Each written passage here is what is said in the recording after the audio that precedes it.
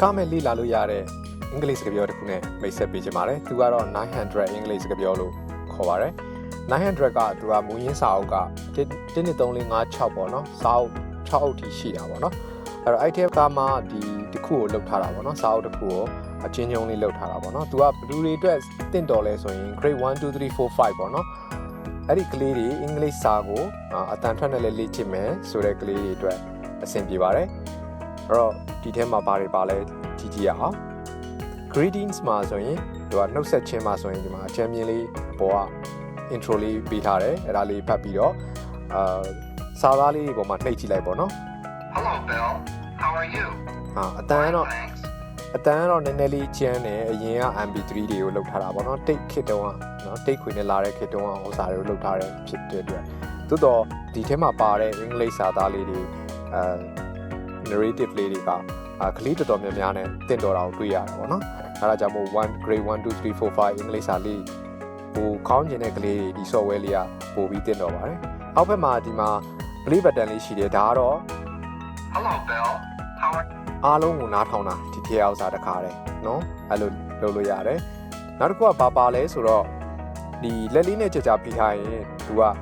review တွေထည့်မလား microphone နဲ့လေ့လာမလား copy ကူးယူမလားအမြန်ဆုံးအနေဖြင့်နားထောင်မလားဒီလိုလေးလုပ်လို့ရတယ်ပေါ့နော်အဲ့ထဲမှာပြချင်တာက microphone ဖြင့်လေ့ကျင့်တာပေါ့နော်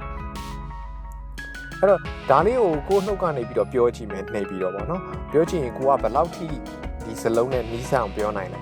ဒါမျိုးပေါ့နော်ဆက်ကကိုပြောတာကိုနားလဲလားဒီလောက်ထိလေ့ကျင့်လို့ရတာပေါ့နော်အဲဆိုရင် Do you understand နော်အဲ့လိုမျိုးပါ Yes I understand အဲ့တော့ဒီမှာဆိုရင်ကိုပြောလိုက်တဲ့ဥစ္စာကိုပြန်စာသားပြန်ထိုးပြတာပေါ့နော်ကိုကတခြားဥစ္စာပြောမယ်ဆိုရင်လည်းတခြားဥစ္စာထိုးမှာပါပဲဒီမှာဥပမာဆိုကြပါစို့ Thank you အဲ့လိုအဲ့တော့ဒီမှာကတော့ဘာမှဟိုမှားတယ်မှန်တယ်မပြဘူးပေါ့နော်ကျွန်တော်တို့တနေရာရှိပါတယ်အဲ့တော့အဲ့ဒါကတော့ဘာလဲဆိုတော့အကောင်းဆုံးနေရာလေးပေါ့နော် exercise မှာသွားလိုက်ပါ exercise မှာသွားလိုက်ရင်ဒီမှာဘယ်လိုလေ့ကျင့်လို့ရလဲဆိုရင် तू ကရာခိုင်နှုန်းနဲ့တွက်ပြီးမယ်ကျွန်တော်တို့နော်ဒီမှာကိုဘယ်လောက်ပြောနိုင်လဲပေါ့နော်ပြောကြည့်မယ် Hello Bill how are you 100% ရတယ်တကယ်လို့ကျွန်တော်ကမှားပြောမယ်ဆိုရင်ဥပမာဆိုကြပါစို့I'm okay I'm okay လို့ပြောရင် तू က 27% ပဲရှိတယ်ဘာဖြစ်လို့လဲမူရင်းပေးထားတာနဲ့ဟိုလုံးဝကွဲထွက်သွားတယ်အဲ့လိုမျိုးပေါ့နော်အဲ့ဒါဆိုရင်ဒီမှာဆိုရင် How are you this morning ကျွန်တော်က morning ပြောလိုက်တာ तू က evening ပြောလိုက်တာဆို तू က 80% 87% လောက်တော့တူတယ်ပေါ့နော်ဒီလိုလေးတွေကျွန်တော်တို့လေ့လာလို့ရပါတယ်ပေါ့နော်ကလေးတွေအတွက်ဒါလေးတွေတော်တော်တင့်တော်တယ်လို့ကျွန်တော်တို့ထင်တယ်အဲ့ဒီအတွက်အခမဲ့ပြုလုပ်ပေးထားတာပါအဲ့တော့ဒီမှာ2 4 6 8 10ခန်းပေါ့နော်အဲ့ဒါအားလုံးကိုဒီ software လေးမှာအခမဲ့လေ့ကျင့်လို့ရမယ်အဲ့တော့အင်္ဂလိပ်စာတိုးတက်ခြင်းတဲ့ကလေးတွေ